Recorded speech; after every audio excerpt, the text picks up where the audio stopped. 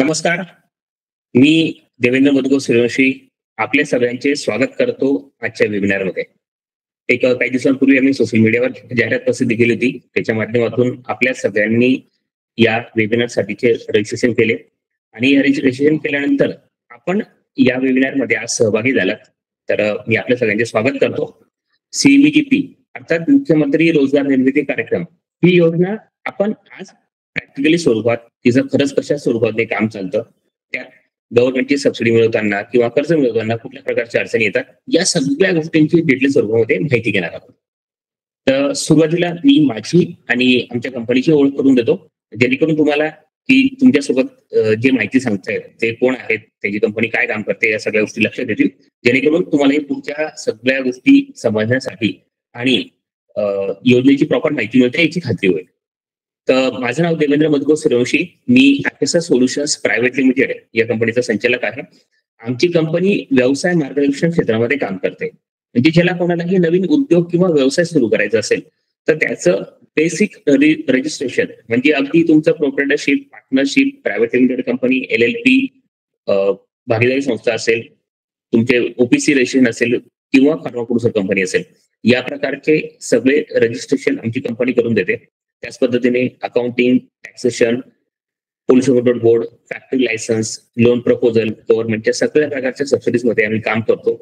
तसेच labour laws, अशाच पद्धतीने उद्योग व्यवसाय संदर्भात आवश्यक असणाऱ्या सर्व सर्व्हिसेस, 100 पेक्षा जास्त सर्व्हिसेस आम्ही पूर्ण महाराष्ट्रात प्रोव्हाइड करतो. आता नुकतंच आम्ही मध्य प्रदेश आणि इतर राज्यांमध्येही काम सुरू केलेलं आहे. त्या ठिकाणी देखील आमच्याला खूप चांगल्या पद्धतीने रिस्पॉन्स मिळतोय.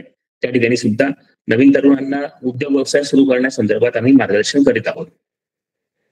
ॲक्सेस सोल्युशन्स प्रायव्हेट लिमिटेडने आतापर्यंत ज्या तरुणांना किंवा नवीन उद्योजकांना मदत केलेली आहे, त्याच्यामध्ये जे काही उद्योजक आहेत या सगळ्यांना आतापर्यंत आम्ही 350 कोटीपेक्षा जास्त सबसिडी मिळवून देण्यासाठी मार्गदर्शन, मदत आणि असिस्टिंग प्रोव्हाइड केलेली आहे.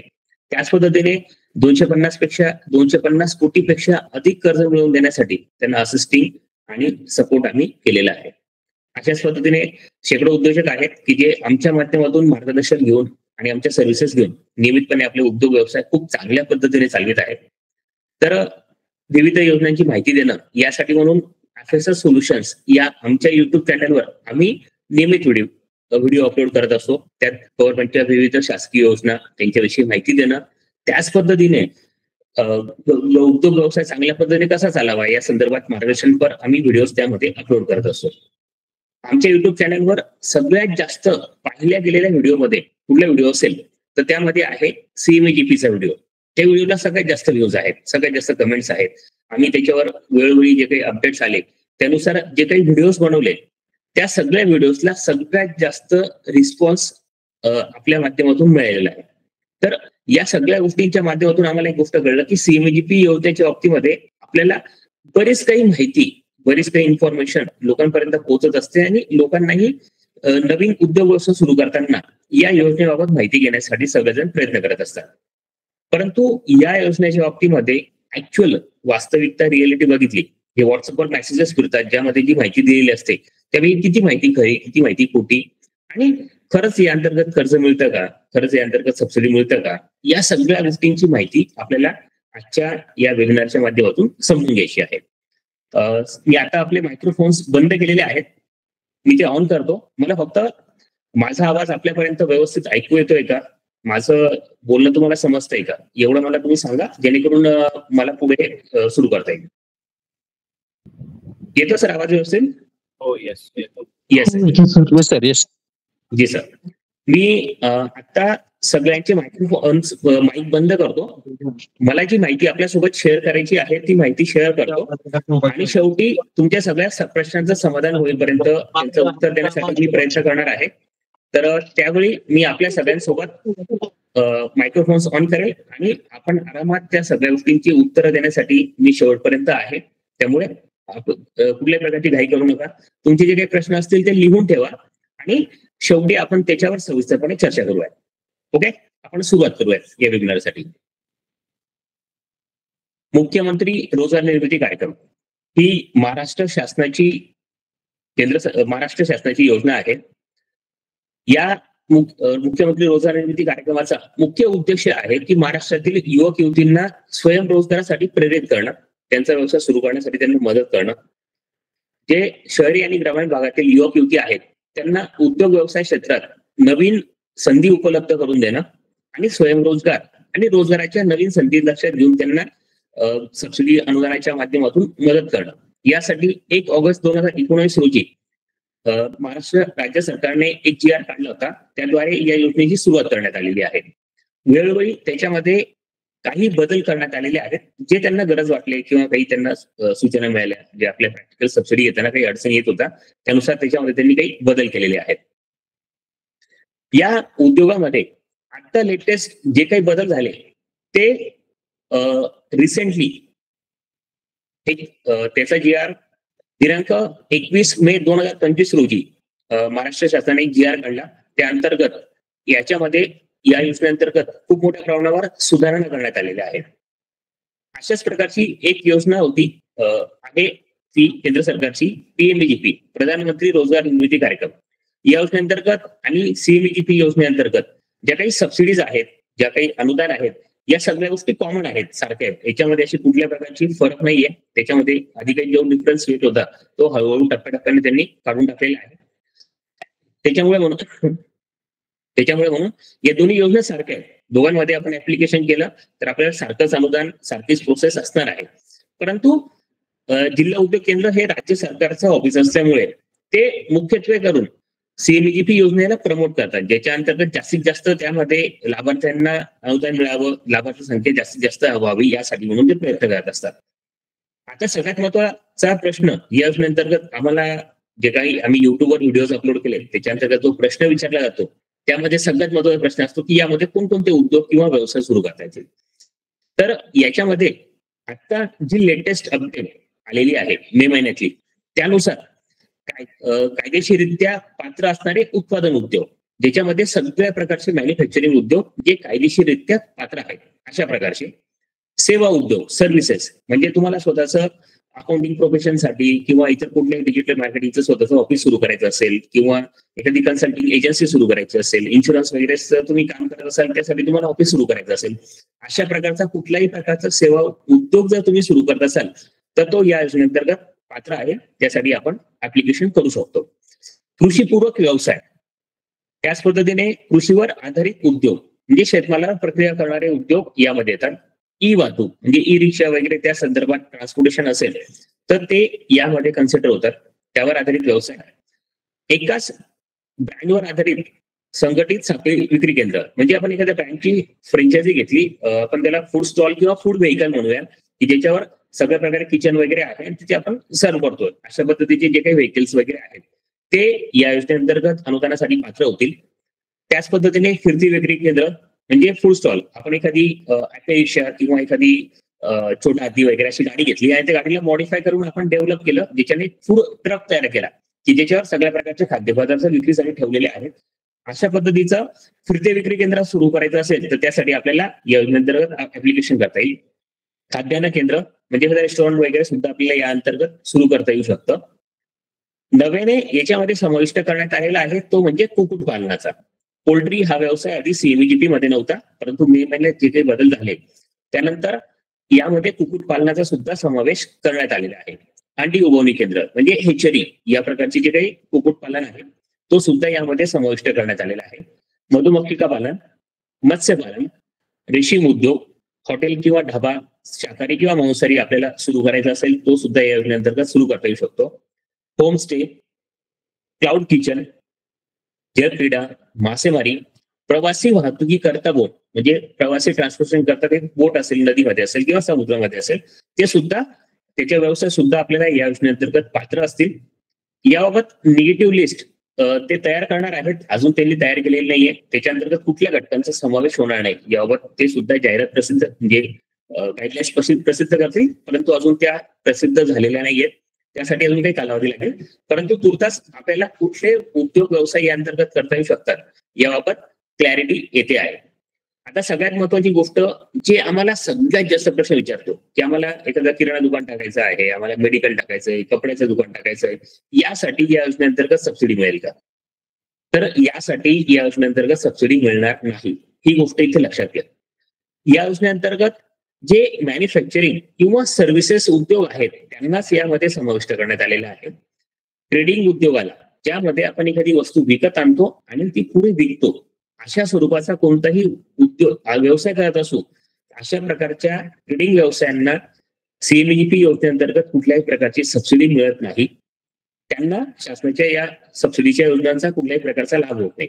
लक्षात घ्या, ट्रेडिंग व्यवसायासाठी, ट्रेडिंग बिझनेसेस आपण जर करणार असू तर त्यासाठी या योजनांचा कुठल्याही प्रकारचा लाभ होत नाही. त्यानंतर याच्यामध्ये पात्र उद्योग कुठले आहेत ते आपण समजून घेतलं. त्यानंतर आपण या अंतर्गत पात्र उद्योगाचे प्रकार किती आहेत आणि त्यांना मॅक्झिमम कितीपर्यंत सबसिडी मिळू शकते, कितीपर्यंत प्रोजेक्ट कॉस्ट अलाउड आहे, तो लक्षात घेऊया. त्यामध्ये आहे उत्पादन उद्योगासाठी, जिथे आपण मॅन्युफॅक्चरिंग करणार आहोत. आता मॅन्युफॅक्चरिंग म्हणजे काय, की ज्यामध्ये आपण मशिनरीच्या साह्याने एखादी वस्तूचं उत्पादन करतोय, वस्तू तयार करतोय. म्हणजे आपण कच्चा माल काहीतरी वेगळ्या स्वरूपाचा टाकतोय, मशीन मध्ये गेल्यानंतर त्याची एक वेगळी वस्तू तयार होते. साध्या सोप्या भाषेमध्ये आपण हे लक्षात घ्या की याला मॅन्युफॅक्चरिंग प्रोसेस असं म्हणतात. अशा प्रकारच्या उद्योगांसाठी त्याची मर्यादा, जी पूर्वी या योजनेअंतर्गत फक्त 50 लाखापर्यंत होती, त्याची मर्यादा वाढवून आता ती 1 कोटीपर्यंत करण्यात आलेली आहे. परंतु इथेही लक्षात घ्या, इथे 50 कोटीची मर्यादा, 50 लाखाची मर्यादा ही 1 कोटीपर्यंत जरी करण्यात आलेली असली तरी या योजनेअंतर्गत सबसिडी फक्त आपल्याला 50 लाखानुसारच मिळणार आहे. त्याच पद्धतीने सेवा, कृषीपूरक आणि ई वाहन सेवा या प्रकारचे जे उद्योग आहेत, म्हणजे बोट वगैरे हे जे काही उद्योग आहेत, या सगळ्या गोष्टी आहेत ज्याच्यामध्ये आपण सर्व्हिसेस प्रोव्हाइड करणार आहोत, त्याची मर्यादा जी पूर्वी 20 लाख रुपये होती ती आता 50 लाख रुपये करण्यात आलेली आहे. परंतु सबसिडी देताना त्याचा बेस हा 20 लाख रुपये जो पूर्वी होता त्याच पद्धतीने राहील. आता हे बदल का करण्यात आले, तर वर्किंग करताना जेव्हा आम्ही क्लायंट सोबत वर्किंग करत होतो त्यावेळेस अडचण काय येत होती, समजा एखादा प्रोजेक्ट कॉस्ट ज्याची आपण कॅल्क्युलेशन करताना 51 लाख, 52 लाख किंवा 55 लाखापर्यंत जर झाली तर ती प्रपोजल, ती सबसिडी या योजनेअंतर्गत ते पात्र होत नव्हते, कारण की त्याची प्रोजेक्ट कॉस्ट ही 50 लाखाची मर्यादा ओलांडून पुढे जात होते. आता 50 लाखापेक्षा जास्त मोठा प्रोजेक्ट असेल तर तो सीएमईजीपी मध्ये बसत नाहीये, आणि 1 कोटीपेक्षा वरती मोठे प्रोजेक्ट असेल तर त्यासाठी जिल्हा उद्योग केंद्राची PSI म्हणून जी योजना आहे, पब्लिक स्कीम ऑफ इन्सेंटिव्ह, त्याच्या अंतर्गत 1 कोटीपेक्षा मोठे प्रोजेक्ट राहिले तर साधारणतः त्याच्या अंतर्गत सबसिडी मिळते. परंतु 50 लाख ते 1 कोटीच्या दरम्यानचे प्रोजेक्ट हे ना अडचणी येत होत्या की ते कोणत्या योजनेमध्ये कन्सिडर करावे. तर त्याबाबत गव्हर्नमेंटने इथे क्लॅरिटी करून दिलेली आहे की 1 कोटीपर्यंतचा प्रोजेक्ट आपण सीएमईजीपी या योजनेअंतर्गत टाकू शकतो, परंतु त्याला सबसिडी ही 50 लाखाच्या प्रमाणातच मिळेल, त्याच्यापेक्षा जास्त मिळणार नाही. ते मी पुढच्या स्लाइडमध्ये तुम्हाला विषय लक्षात येईल. तर त्याची मर्यादा 1 कोटी, जी पूर्वी 50 लाख होती, सेवा उद्योगासाठी 20 लाख होती, आता ती 50 लाखापर्यंत करण्यात आलेली आहे. आता हा महत्वाचा चार्ट आहे जो सगळ्या जणांनी लक्षात घ्यावा की या योजनेअंतर्गत आपल्याला सबसिडी किती मिळणार आहे. सबसिडी मिळण्यासाठी त्यांनी 2 क्रायटेरिया केलेले आहेत. त्यामध्ये अनुसूचित जाती जमाती, महिला, अपंग, माजी सैनिक, इतर मागासवर्गीय, विमुक्त जाती व भटक्या जमाती आणि अल्पसंख्याक, म्हणजे ओपन कॅटेगरीच्या सोडून सगळ्या प्रकारच्या लोकांसाठी त्यांनी एक क्रायटेरिया केलेला आहे. व उर्वरित प्रवर्ग म्हणजे फक्त ओपन कॅटेगरी, ज्याला इतर दुसऱ्या टप्प्यामध्ये त्यांनी डिवाइड केलेलं आहे. त्याच्यामध्ये जर आपण सेवा क्षेत्रातला उद्योग सुरू करत असू त्यासाठी शहरी भागासाठी 25% आणि ग्रामीण भागासाठी 35% इतकी सबसिडी मिळेल. त्याच पद्धतीने उर्वरित प्रवर्ग म्हणजे ओपन कॅटेगरीसाठी, सेवा क्षेत्रासाठी शहरी भागामध्ये 15% आणि ग्रामीण भागात 35%. त्याच पद्धतीने उत्पादन क्षेत्रासाठी सुद्धा 15 आणि 25% या प्रमाणातच सबसिडी असणार आहे. परंतु जसं मी तुम्हाला सांगितलं की या ठिकाणी त्यांनी कॅप लावलेली आहे, म्हणजे एक मर्यादा ठरवून दिलेली आहे की यापेक्षा जास्त सबसिडी देता येणार नाही.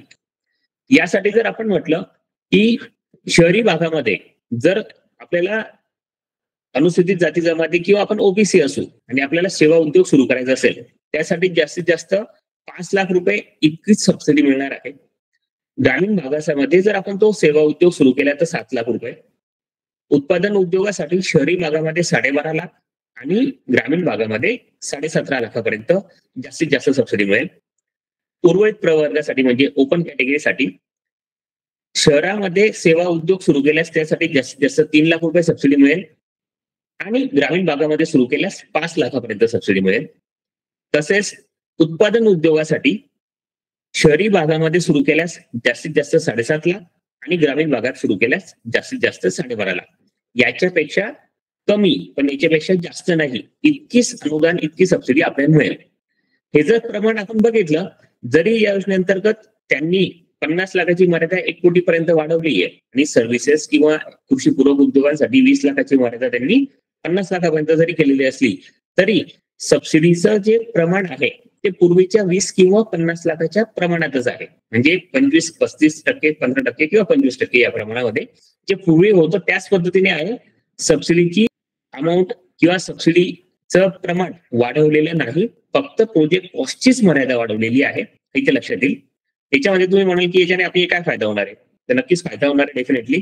कारण की जे प्रोजेक्ट 50 लाखापेक्षा किंवा मर्यादित त्यांनी ठरवलेली प्रोजेक्ट कॉस्ट होती त्यापेक्षा जास्त जात होते आणि त्या योजनेअंतर्गत बसू शकत नव्हते, तर त्या ठिकाणी आपली कोटेशन काही करावे लागत होते किंवा प्रकल्पाची कॉस्ट एखाद दुसरं मशीन सोडून द्यावं लागत होतं. अशा जे काही गोष्टी कराव्या लागत होत्या त्या गोष्टी करण्याची गरज नाही. उर्वरित रकमेसाठी आपण बँकेतून पूर्ण लोन प्रपोजल करू शकतो आणि सबसिडी जेवढी मिळेल तेवढी घेऊ शकतो. याच्याने नक्कीच फायदा आहे आणि याचा फायदा नक्कीच सगळ्यांना होईल. याच्यामध्ये सबसिडी किती मिळेल, बँक कर्ज किती मिळेल आणि सोयीचा किती असेल याचं एक प्रमाण टेंटेटिव्हली हा चार्ट मी बनवला आहे माझ्या पद्धतीने. हा चार्ट अंदाजित आहे. याचा प्रपोर्शनेट काही प्रमाणामध्ये बदलू शकतो. आपण याचं अनुदान किती मिळणार आहे, बँक कर्ज किती मिळणार आहे आणि सोयीचा किती मिळणार आहे याचं जर प्रपोर्शनेट बघितलं तर उत्पादन उद्योग जर आपण तो शहरी भागामध्ये सुरू केला तर त्यासाठी मॅक्झिमम मी याच्या कॅटेगरी वाईज यामध्ये डिफाईन नाही केलेलं आहे. अनुसूचित जाती जमातींसाठी तर मॅक्झिमम मिळेल. अनुदान यांना 25% मिळेल. बँक कर्ज आपल्याला 70% काढावं लागेल आणि स्वतःचा हिस्सा 5% लागेल. जर उत्पादन उद्योग ग्रामीण भागात सुरू केला तर त्यासाठी अनुदान 35%, बँक कर्ज 60% आणि स्वहिस्सा 5% या प्रमाणात असेल. जर आपण जे रिझर्व्ह कॅटेगरीज आहेत त्यांनी सेवा उद्योग शहरी भागात सुरू केला तर त्यासाठी अनुदान 25%, बँक कर्ज 70% आणि स्वहिस्सा 50% पर्यंत 5% पर्यंत असेल. आणि सेवा उद्योग त्यांनी ग्रामीण भागात सुरू केला तर अनुदान जास्तीत जास्त 35%, बँक कर्ज 60% आणि स्वहिस्सा 5% या प्रमाणात असेल. आणि ओपन कॅटेगरी यांनी जर उद्योग शहरी भागामध्ये सुरू केला तर त्याचं प्रपोर्शनेटली त्या प्रमाणामध्ये असणार आहे, जे की मी तुम्हाला ऑलरेडी इथे शेअर केलेले आहे. याप्रमाणे ते असणार आहे. तर आता याच्यामध्ये आपण प्रोजेक्ट कॉस्ट मध्ये कुठल्या कुठल्या गोष्टींचा समावेश करू शकतो. बऱ्याच याच्यामध्ये वर्किंग कॅपिटल पण आहे, बांधकाम किती करायचं, मशिनरीज किती घ्यायच्या, याचं साधारणतः टेंटेटिव्ह प्रपोर्शनल काय असणार आहे तो आपण लक्षात घेऊयात. यामध्ये प्रकल्प किमतीचं वर्गीकरण अशा पद्धतीने असणार आहे. साधारणतः नवीन दिलेल्या जीआर मध्ये बांधकाम किती असावं याचा स्पेसिफिक उल्लेख नाहीये, परंतु पूर्वीच्या जीआर नुसार तो मी अमाऊंट कन्सिडर केली यामध्ये. ते म्हणजे बांधकाम हे प्रोजेक्ट कॉस्टच्या 20% इतकं असलं पाहिजे. 30% पर्यंत 20% असलं पाहिजे, कमी असलं चालेल. खेळते भांडवल सेवा उद्योगासाठी 60% आणि उत्पादन उद्योगासाठी 40% पर्यंत कन्सिडर होईल. वर्किंग कॅपिटलवर सुद्धा या योजनेअंतर्गत आपल्याला सबसिडी मिळणार आहे, ही गोष्ट इथे लक्षात घ्या. मशिनरी ही सेवा उद्योगासाठी कमीत कमी 20% असली पाहिजे आणि उत्पादन उद्योगासाठी कमीत कमी 40% तिची रक्कम असली पाहिजे. इथे लक्षात घ्या, बांधकाम आणि खेळते भांडवल या दोन्ही गोष्टींचे पर्सेंटेज आपल्याला डिफाईन करून दिलेले आहेत. त्याच्यापेक्षा कमी बांधकाम केलं तरी चालेल. तुम्ही एखादी जागा भाड्याने घेतली आणि बांधकाम नाही केलं आणि उर्वरित सगळ्या रकमेचं वर्किंग कॅपिटल आणि मशिनरी घेतली तरी सुद्धा चालेल. बांधकाम अगदी 0 असेल तरी चालेल, वर्किंग कॅपिटल तुम्ही 0 घेतलं तरी चालेल, परंतु यामध्ये मशिनरी हे स्क्रीनवर दिलेले जे काही पर्सेंटेज आहेत 20%, 40% त्यातकं कमीत कमी घेतलं पाहिजे. त्याच्यापेक्षा जर जास्त घेतलं तर खूप चांगली गोष्ट आहे, परंतु कमीत कमी ते 20% सेवा उद्योगासाठी आणि उत्पादन उद्योगासाठी कमीत कमी 40% घेतलंच पाहिजे, हे आवश्यक आहे. इथे आपण लक्षात घ्या. यानुसार आपल्याला आपली प्रोजेक्ट कॉस्ट डिफाईन करावी लागेल. परंतु हे सबसिडीचं जे काही प्रपोर्शनेट आहे हे आपल्याला लगेच काही मिळत नाही. मी तुम्हाला जे सांगितलं आधी याप्रमाणे की सबसिडी बँक कर्ज आपल्याला इथे 70% काढायचं आहे. आपल्याला बँक कर्ज इथे 70% काढायचं आहे किंवा 60%, 60%, 70% याप्रमाणे जो काही प्रपोर्शनेट दिलेला आहे, हा प्रपोर्शनेट आपल्याला जरी इथे दिलेला असला तरी आपल्याला प्रोजेक्ट रिपोर्ट ऍक्च्युअली 2 वेळेस रिवाइज करावा लागतो. ज्यावेळेस आपण सीएमजीपी योजनेअंतर्गत अर्ज करतो त्यावेळेस याप्रमाणे आपल्याला आपल्या प्रोजेक्टचं वर्किंग डिवाइड करावं लागतं. म्हणजे अनुदान किती, बँकेचा हिस्सा किती आणि स्वहिस्सा किती. परंतु जेव्हा आपण बँकेत लोन प्रपोजलसाठी ऍप्लिकेशन करतो, बँकेकडे सबसिडी ही काही दिवसानंतर जमा होते आणि बँकेला कर्जाचं वाटप करताना या 5% रक्कम सोडून उर्वरित पूर्ण 95% रकमेचं वाटप करावं लागतं. ती सबसिडी त्यांना लागलीच मिळत नाही, ती काही दिवसानंतर त्यांच्याकडे जमा होते. मग त्याच्यामुळे बँक काय करते की आपण त्यांना 95% बँक कर्ज आणि 5% आपला स्वहिस्सा याप्रमाणे ती प्रोजेक्ट रिपोर्ट आपल्याला रिवाइज करायला सांगते. कारण की त्याच पद्धतीने त्यांना कॅल्क्युलेशन करावं लागतं. लोन त्यांना 95% सुरुवातीला डिस्बर्स करावं लागतं, सबसिडी त्यांच्याकडे नंतर मिळते. त्यामुळे आपल्याला प्रोजेक्ट रिपोर्ट पुन्हा एकदा रिवाइज करावा लागतो. आता वयोमर्यादेच्या बाबतीमध्ये पूर्वी या योजनेअंतर्गत 18 ते 45 वर्ष वय असलेल्यांनाच अर्ज करता येत होता आणि जे रिझर्व्ह कॅटेगरीमध्ये आहेत SC ST OBC महिला माजी सैनिक यांना 5 वर्षासाठीची सूट दिलेली होती. म्हणजे ते 50 वर्ष वयापर्यंत अर्ज करू शकत होते. परंतु आता ही वयोमर्यादा रद्द करण्यात आलेली आहे. यामध्ये ज्यांचं वय वर्ष 18 पूर्ण आहे असा कोणीही व्यक्ती अर्ज करू शकतो आणि जास्तीत जास्त वयाची मर्यादा या योजनेअंतर्गत नाही. म्हणजे अगदी आपण 50 55 60 वर्षाचाही माणूस या योजनेअंतर्गत अर्ज करू शकतो. परंतु बऱ्याच वेळेस काय होतं की बँकेत जेव्हा कर्ज प्रकरणाची फाईल जाते तेव्हा बँक ज्यांचं वय जनरली 60 किंवा 70 पर्यंत आहे अशा व्यक्तींना कर्ज देण्यासाठी टाळते, त्यांना कर्ज देत नाही. एकदम कोणी व्यक्ती सुदृढ असेल आणि त्यांचे रेग्युलर व्यवहार असतील तर भाग वेगळा आहे, परंतु जनरली बँका कर्ज देण्याच्या टाळतात. जे आपण साधारण धरूयात की 18 ते 60 वर्षापर्यंत योजनेअंतर्गत कोणालाही अर्ज करता येऊ शकतो. त्यासाठीची वयोमर्यादा त्यांनी काढून टाकलेली आहे, जे नवीन गाईडलाईन्स आलेले आहेत त्याच्यानुसार. तसेच शैक्षणिक पात्रतेसाठी सुद्धा बदल करण्यात आलेले आहेत. 10 लाखापेक्षा जास्त मोठा प्रोजेक्ट असेल तर किमान 8वी पास असलं पाहिजे. त्याचे शैक्षणिक कागदपत्र म्हणजे मार्कशीट वगैरे आपल्याला या ठिकाणी जोडावं लागेल. आणि 25 लाखापेक्षा जास्त मोठा प्रोजेक्ट असेल तर त्यासाठी किमान 10वी पास असणं आवश्यक आहे. ते असेल तरच आपल्या योजनेअंतर्गत आपण पात्र असू आणि आपल्याला अर्ज करता येईल. इतर अटींमध्ये की तो व्यक्ती हा महाराष्ट्राचा निवासी असला पाहिजे, म्हणजे महाराष्ट्रातच तो स्थायिक असला पाहिजे. एका कुटुंबातील एकाच व्यक्तीला लाभ मिळू शकतो या योजनेअंतर्गत. एका कुटुंबातील एक व्यक्ती याचा अर्थ त्यांनी दिलेल्या स्पेसिफिकेशन नुसार नवरा बायकोंपैकी एकाच जणाला या योजनेअंतर्गत लाभ घेऊ शकतो. 2 भाऊ असतील आणि त्यांना या योजनेचा लाभ घ्यायचा असेल तर ते घेऊ शकतात. परंतु नवरा बायकोंपैकी हजबंड वाईफ पैकी एक जण या योजनेचा लाभ घेऊ शकतो, दोघांना या योजनेचा लाभ घेता येणार नाही. त्याच पद्धतीने PMEGP किंवा PMFME यासारख्या केंद्र किंवा राज्य सरकारचा ज्या काही अनुदानाच्या योजना आहेत याच्या अंतर्गत त्या व्यक्तीने कुठल्याही प्रकारचा लाभ घेतलेला नसावा, हा सुद्धा एक क्रायटेरिया आहे. त्या बाबतीत आपल्याला एक साधारण तिथे एक डिक्लेरेशन द्यावं लागतं, तेवढं इथे जोडावं लागतं. त्या बाबतीत आपल्याला वेगळं असं काही डॉक्युमेंट करण्याची गरज नाहीये.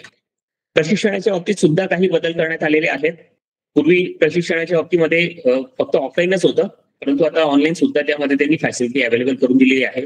उत्पादन उद्योगासाठी किमान 2 आठवडे प्रशिक्षण घेणं आवश्यक आहे, जे जिल्हा उद्योग केंद्र किंवा त्याच्या माध्यमातून अरेंज करण्यात येतं. सेवा व कृषी उद्योगासाठी किमान 1 आठवडा ट्रेनिंग किंवा 1 आठवडा प्रशिक्षण घेणं आवश्यक आहे. पूर्वी फक्त ऑफलाईन हाच एक पर्याय होता, परंतु आता ऑनलाईन आणि ऑफलाईन हे दोन्ही पर्याय आपल्याला उपलब्ध करून दिलेले आहेत. दोघांपैकी आपण कुठलाही पर्याय निवडू शकतो, तो निवडण्याचा अधिकार आपल्याकडे असेल. आणि पूर्वी जर आपण अशा पद्धतीचं काही प्रशिक्षण घेतलेलं असेल तर आपल्याला या प्रशिक्षणामध्ये सूट सुद्धा मिळेल, म्हणजे पुन्हा ते प्रशिक्षण घेण्याची गरज नाहीये. ही एक फॅसिलिटी यांनी या अंतर्गत आपल्याला करून दिलेली आहे. या योजनेची प्रक्रिया कशा पद्धतीने राबवली जाईल तर त्या बाबतीत आपण समजून घेऊयात. याच्या प्रक्रियेमध्ये सुद्धा पूर्वीपेक्षा त्यांनी सुटसुटीतपणा करण्याचा प्रयत्न केलेला आहे. पहिल्यांदा आपण CMGP पोर्टलवर ऑनलाईन ऍप्लिकेशन सबमिट करू, आपले सगळे डॉक्युमेंट्स प्रोजेक्ट रिपोर्ट वगैरे सगळ्या गोष्टी सबमिट करू. हे जिल्हा उद्योग केंद्राकडे जाईल, त्यांच्याकडून अर्जाची छाननी होईल, तर ते क्वेरी असतील तर आपल्याला ते रिव्हर्ट केलं जाईल. जर आपण त्याचं पुन्हा कम्प्लायन्स केलं तर जिल्हा कार्यबल समितीद्वारे त्याला मंजुरी दिली जाईल. ते मंजूर झाल्यानंतर ते प्रपोजल जाईल बँकेकडे प्रपोजल गेल्यानंतर आपण जी काही बँक सिलेक्ट केलेली आहे त्या बँकेकडे हे प्रकरण जाईल. तिथून ते प्रकरण त्यांचे लोन प्रपोजल साठीचे आपल्याला बँकेकडे आपण जिल्हा उद्योग केंद्राकडे जे काही डॉक्युमेंट सबमिट केले त्याच्यापेक्षा अतिरिक्त जास्त डॉक्युमेंट्स आपल्याला सबमिट करावी लागू शकतात. बँकेने जर मागितलं तर ते द्यावे लागतील. साधारणतः ही या पद्धतीने बँकेने कर्ज मंजूर केल्यानंतर आपण EDPचं ट्रेनिंग घेऊ. EDPचं ट्रेनिंग झाल्यानंतर आपल्याला कर्ज वितरण होईल आणि आपण प्रकल्पाची उभारणी करू, म्हणजे आपला प्रोजेक्ट जो काही उभा करू. ते झाल्यानंतर नोडल बँके माध्यमातून बँकेला आपल्या सबसिडीची रक्कम बँकेमध्ये जमा करण्यात येईल आणि त्यानंतर बँकेमध्ये त्या रकमेची एफडी ठेवण्यात येईल पुढच्या 3 वर्षासाठी, जोपर्यंत ते आपल्याला आपल्या लोन मध्ये मर्ज होते तोपर्यंत. पहिल्या कर्जाचा जो हप्ता आपण वितरित झाला म्हणजे लोन डिस्बर्समेंट झालं, तिथून 2 वर्षांनी आपल्या प्रोजेक्टची तपासणी करण्यात येईल, त्याचा अहवाल तिथे सबमिट करण्यात येईल. आपला प्रोजेक्ट चालू असेल, व्यवस्थित असेल, सगळ्या गोष्टी योग्य पद्धतीने सुरू असतील तर 3 वर्षानंतर जिल्हा समितीच्या मान्यतेनुसार अनुदान रक्कम कर्ज खात्यावर जमा करण्यात येईल, मर्ज करण्यात येईल. या पद्धतीने साधारण या सीएमजीपी योजनेची प्रोसेस असणार आहे. आपण अर्ज केल्यानंतर साधारणतः 1 महिना 1.5 महिन्याच्या कालावधीमध्ये आपली लोन डिस्बर्समेंट पर्यंतची सगळी प्रोसेस पूर्ण होते. आता या अंतर्गत आपल्याला कुठले कुठले डॉक्युमेंट्स आवश्यक आहेत ते आपण समजून घेऊयात. यामध्ये पॅन कार्ड, आधार कार्ड, आपला फोटो, जातीचा दाखल्यात आपण एससी एसटी ओबीसी ओपन मध्ये अर्ज करत असू तर त्यासाठी ओपन साठी कॅटेगरीची याची सर्टिफिकेटची गरज नाहीये. जन्म दाखला आणि आपले आदिवासी प्रमाणपत्र, आपलं शैक्षणिक प्रमाणपत्र, गुणपत्रिका, हमीपत्र की आपण याआधी कुठल्याही प्रकारची सबसिडी घेतलेली नाहीये. आता हे प्रोजेक्ट रिपोर्ट बनवण्यासाठी आवश्यक माहिती की ब्रीफिंग आपल्याला त्या ठिकाणी सबमिट करावं लागणार आहे की आपल्याला कुठल्या प्रकारची माहिती आहे, ते आपण काय शैक्षणिक पात्र काय आहे, आपण जो उद्योग व्यवसाय सुरू करणार आहोत त्याबाबतीत आपल्याला अनुभव काय आहेत, आपले उद्यम रजिस्ट्रेशन हे बँकेमध्ये आपल्याला लागू शकतं. इकडे सीएमजीपी मध्ये जरी जमायची जोडायची गरज नसेल तरी सीएमजीपीचं प्रोजेक्टचं ऍप्लिकेशन करण्याच्या आधी सगळ्या जणांनी आवश्यक आपल्या सगळ्या मशिनरीचे कोटेशन्स आणि बांधकामाचे एस्टिमेट हे जे काही डॉक्युमेंट्स आहेत हे प्रॉपरली घ्या. याला कारण काय आहे की बँक ज्याचं आपण कोटेशन बँकेमध्ये सबमिट करू त्याच्याच नावाने बँक पेमेंट करणार आहे. आता सबसिडीची रक्कम काही आपल्या हातात बँक आपल्या हातात पैसे देत नाही, आपण कुठेही ते जाऊन खर्च करू अशा पद्धतीने काम चालत नाही. समजा आपण ओपन कॅटेगरीमध्ये अर्ज केला, 90% बँक कर्ज मिळालं आणि 10% आपलं ओन कॉन्ट्रीब्युशन आहे आणि 1 कोटीचा साधारणतः 50 लाखाचा आपण प्रोजेक्ट टाकला तर आपल्याला बँक सांगेल की तुमचे 5 लाख रुपये जे काही स्वतःचा हिस्सा आहे तो तुम्ही बँकेत आपल्या अकाउंटमध्ये जमा करा. आपण 5 लाख रुपये त्यांच्या अकाउंटला जमा करायचे. बँक त्यामध्ये 45 लाख रुपये त्याचा बँकेचा कर्ज टाकेल आणि त्याच्यानंतर आपण ज्यांचे कोटेशन दिलेले आहे त्या व्यक्तींना आपण ज्यांना सांगू त्यांना त्यांच्या खात्यामध्ये बँक कर्ज वर्ग करते, आपल्या हातात पैसे देत नाही. त्याच्यामुळे या प्रपोजल बनवताना सुरुवातीला व्यवस्थित चांगल्या पद्धतीने स्टडी करून अभ्यास करूनच आपण मशिनरी कोणाकडून घ्यायची त्याचे कोटेशन्स घेऊन ठेवायचे. बांधकामासाठीचं एस्टिमेट आपण बनवून ठेवायचं एखाद्या इंजिनियरच्या माध्यमातून. ही गोष्ट इथे आवश्यक आहे. त्याच्यात नंतर खूप गोंधळ होतो आणि अडचणी येतात, ते येऊ नये यासाठी. त्याच पद्धतीने बांधकामाचे एस्टिमेट मी तुम्हाला सांगितले. ज्या प्रकल्पाच्या जागेवर जिथे आपण प्रोजेक्ट सुरू करणार आहोत त्या जागेचा 7/12 उतारा किंवा ओनरशिपचा अजून इतर काही डॉक्युमेंट असेल, लाईट बिल असेल किंवा इतर काही डॉक्युमेंट असतील ते आपल्याला जोडावे लागतील. जर आपण जागा भाड्याने घेणार असू तर तिचं भाडेकरांना आपल्याला जोडावं लागेल. पत्त्याचा पुरावा म्हणून लाईट बिल, टेलिफोन बिल, आपलं ऍड्रेस प्रूफ म्हणून.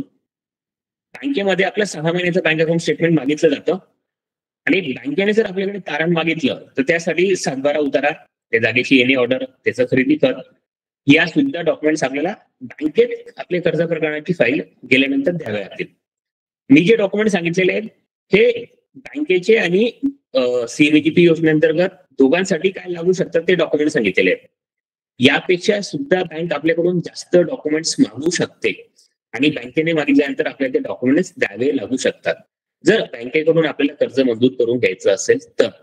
त्यामुळे ही गोष्ट सगळ्यांनी लक्षात घ्यायची की सीएमजीपी योजनेअंतर्गत अगदी आपले बेसिक डॉक्युमेंट्स घेऊन सुद्धा आपलं प्रकरण मंजूर होतं, कारण की तिथे जास्त रिक्वायरमेंट नाहीये. परंतु बँकेत कर्ज देताना बँक सगळ्या गोष्टींची शहानिशा करते, तपासणी करते, पण खरंच प्रोजेक्ट चालू काही या सगळ्या गोष्टी व्हेरीफाय करते आणि त्याच्यानंतरच आपल्याला कर्ज मंजूर करते. त्याच्यामुळे म्हणून आपण या सगळ्या गोष्टींची काळजी घ्यायची की आपल्याला सगळे डॉक्युमेंट्स कम्प्लीट करायचे आहेत.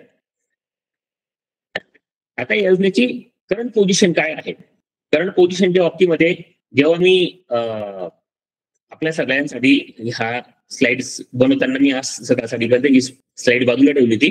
तर या स्लाइडच्या आज रिसेंटली आज सकाळचा ज्यावेळेस मी साधारणतः 11-12 वाजता स्क्रीनशॉट घेतला तोपर्यंतची कंडिशन जर बघितली तर या योजनेअंतर्गत आज सकाळपर्यंत जे अर्ज दाखल झाले आहेत त्याच्यानुसार या योजनेअंतर्गत आतापर्यंत 3,88,748 अर्ज दाखल झाले. त्याच्यापैकी जिल्हा उद्योग केंद्रामधून किंवा प्राथमिक स्वरामध्ये डॉक्युमेंट्स व्हेरीफाय केल्यानंतर 36,000 अर्ज त्यांनी रिजेक्ट केलेले आहेत सुरुवातीच्या टप्प्यामध्ये.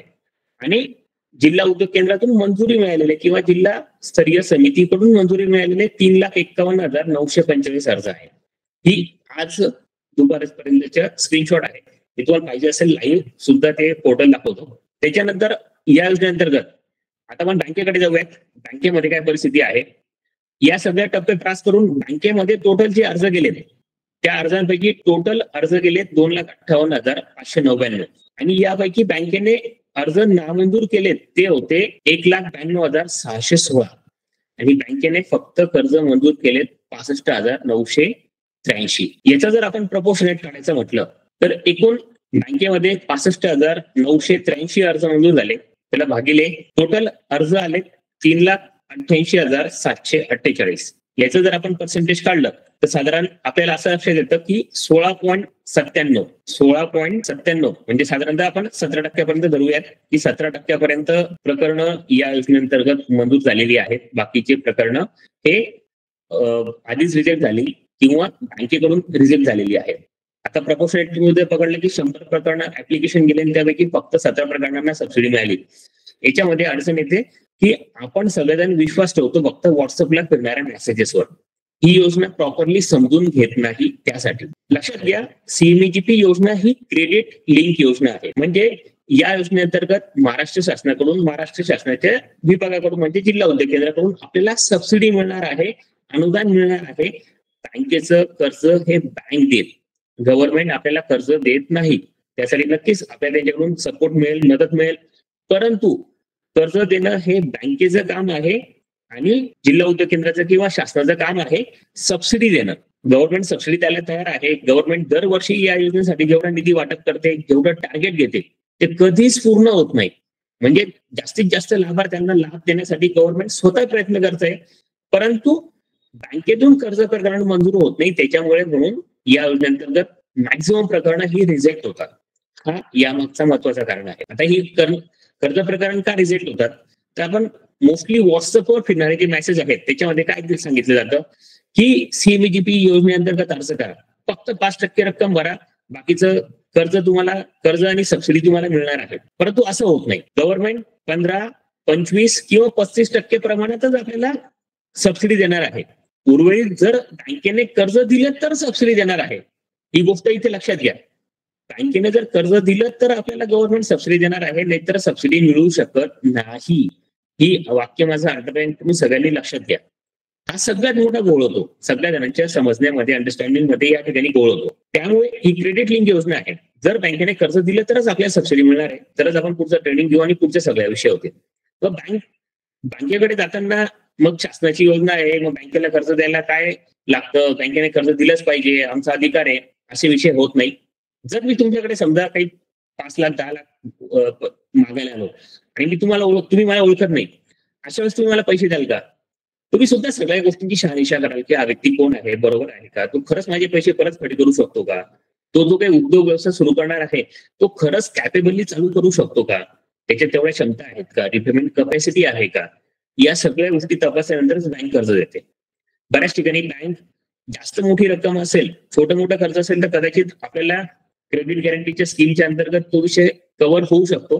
परंतु आपल्याला कुठलाही प्रकारचा पूर्व अनुभव नाहीये, आपण पहिल्यांदा उद्योग व्यवसाय सुरू करतोय आणि अशा वेळी आपण डायरेक्ट बँकेत जाऊन मोठी रक्कम मागत असू तर बऱ्याचदा बँक आपल्याकडून कोलॅटरल सिक्युरिटी म्हणजे काहीतरी घर, प्रॉपर्टी, प्लॉट वगैरे आपल्याकडून तारण मागते त्याच्या सिक्युरिटीसाठी. त्यामुळे तो बँकेचा निर्णय आहे की त्यांनी आपल्याला विदाउट कोलॅटरल सिक्युरिटी लोन द्यावं किंवा न द्यावं या स्वरूपामध्ये. याच्या बाबतीत मी तुम्हाला रिसेंटली आजची या सेकंदाची कंडिशन दाखवतो. ही सीएमईजीपीचं पोर्टल आहे. या सीएमईजीपीच्या पोर्टलवर आता या मिनिटाला सीएमईजीपी डॅशबोर्ड जर आपण पाहिला ओपन होतोय, त्यांना डॅशबोर्ड ओपन व्हायला थोडा वेळ लागतो, कदाचित वेबसाईटला काही प्रॉब्लेम असेल ओपन होतोय ते. तर हा विषय महत्वाचा आहे की ते बँकेचं कर्ज मिळेल तर सबसिडी मिळेल, आणण्याचा तो विषय मिळणार नाही. त्यामुळे आपण सगळ्या जणांनी आधी बँकेची कन्फर्मेशन घ्यायचंय, बँकेसोबत डिस्कशन करायचंय, आपले डॉक्युमेंट्स प्रॉपरली अरेंज करायचे आणि त्यानंतरच या योजनेअंतर्गत ऍप्लिकेशन करायचंय, जेणेकरून प्रोजेक्ट रिपोर्ट बनवणं किंवा सबसिडीचं ऍप्लिकेशन करणं किंवा या सगळ्या गोष्टी करणं, यासाठी जो काही आपला खर्च आहे तो वाया जाऊ नये यासाठी आपण त्या गोष्टींची प्रिकॉशन घ्यायची. स्क्रीनवर तुम्हाला दिसत असेल आजची आता लेटेस्ट या मिनिटं या सेकंदाची कंडिशन 3,88,000 टोटल एकूण अर्ज आलेले आहेत या योजनेअंतर्गत. आणि जसं की तुम्ही इथे पाहू शकता की टोटल त्या ठिकाणी फक्त 65,983 अर्ज मंजूर झालेले आहेत. ही आता या मिनिटं या सेकंदाची कंडिशन या योजनेअंतर्गत आहे. तर ही गोष्ट आपल्यासोबत होऊ नये याकरता म्हणून आपण प्रिकॉशन घ्यायची आणि काळजीपूर्वक आपल्या सगळ्या गोष्टींचं ऍप्लिकेशन करताना व्यवस्थित डॉक्युमेंट्स करूनच आपण या योजनेअंतर्गत अर्ज करायचा.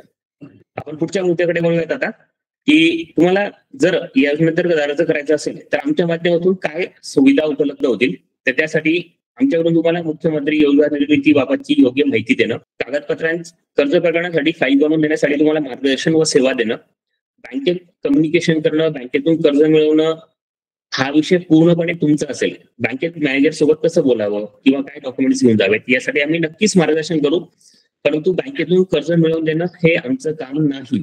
आम्ही त्यासाठी तुम्हाला मदत करणार नाही. आमची कुठल्याही बँकेत सेटिंग नाही. आम्ही कुठल्याही प्रकारचं कर्ज मिळवून देण्यासाठीचे एजंट नाहीत. आम्ही फक्त सर्व्हिस प्रोव्हायडर आहोत. त्याअंतर्गत आम्ही तुम्हाला यासाठी तुम्ही बँकेत कसं कम्युनिकेशन केलं पाहिजे, कुठले कागदपत्र घेऊन घेतले गेले पाहिजे, बँक मॅनेजर सोबत कसं बोललं पाहिजे यासाठी आम्ही नक्कीच तुम्हाला मार्गदर्शन करू. त्यासाठी आम्ही नक्कीच तुम्हाला मदत करू. या मुख्यमंत्री रोजगार निर्मिती कार्यक्रमासाठी अंतर्गत तुमचा प्रोजेक्ट रिपोर्ट बनवणं, तुमच्या वतीने त्याचं ऑनलाईन ऍप्लिकेशन करणं, जर त्यात काही त्रुटी आल्या तर त्या त्रुटींची पूर्तता तुमच्यासोबत कोऑर्डिनेशन करून पूर्ण करून घेणं, या सगळ्या गोष्टींसाठी आम्ही तुम्हाला FSR सोल्युशन्स प्रायव्हेट लिमिटेडच्या व्यावसायिक सेवा, ज्यासाठी तुम्हाला फी द्यावी लागेल अशा प्रकारच्या सेवा घेऊन तुम्ही हे काम करून घेऊ शकता. त्यासाठी जर तुमची प्रकल्प किंमत 25 लाख रुपयाच्या असेल तर आम्ही 10,000 रुपयापर्यंत फी चार्ज करतो, जे फक्त प्रोजेक्ट रिपोर्ट बनवणं, ऑनलाईन ऍप्लिकेशन आणि मार्गदर्शन यापुरताच मर्यादित आहे.